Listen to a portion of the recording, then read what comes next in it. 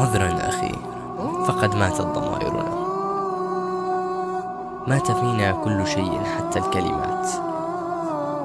سؤال يصرخ فينا يصم الآذان ويملأ المكان. أفينا نزلت إنما المؤمنون إخوة؟ صمتكم يقتلنا، بلى والله صمتنا يقتلنا. أيقتل الجار والأخ ونحن نرى؟ أيعذب الأطفال ونحن نسمع ثم نسكت؟ أيتجرأ على الله ثم نصمت؟ ألا والله باطن الأرض خير من ظاهرها. وأنا أردد معكم يا إخواننا: الموت ولا المذلة. سؤال بحجم إيمان أبي بكر رضي الله عنه بل أكبر، وبعدد نجوم السحر بل أكثر. أفينا نزلت إنما المؤمنون إخوة؟ عذرا أخي، فقد ماتت ضمائرنا. عذرا أخي، فقلبي من حديد.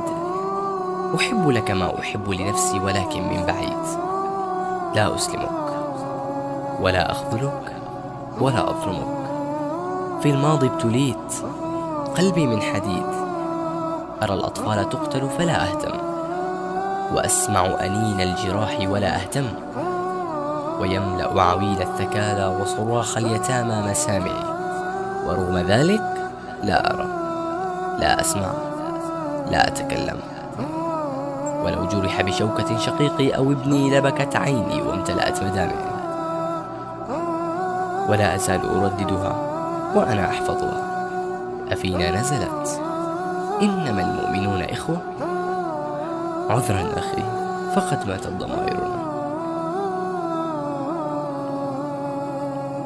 يرد بطل الشام فيقول: قد فات الأوان، أما ترى الأحزان؟ لا تعتذر أخي، فقد ماتت أمي ومات أبي. أنا وأنت كالجسد الواحد، فإن لم تشعر حتى الآن بالآلام والجروح، ولم ترفع يديك بالدعاء، ولم تدمع عيناك من مناظر الدماء، فابكي على نفسك، وأحسن الله عزاءك في إيمانك.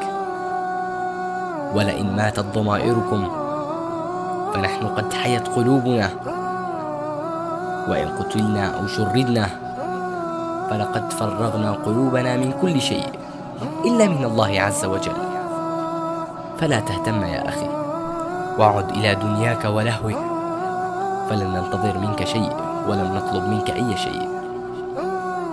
فإن ينصرنا الله فلا غالب لنا، وإن يخذلنا فمن ذا الذي ينصرنا من بعده؟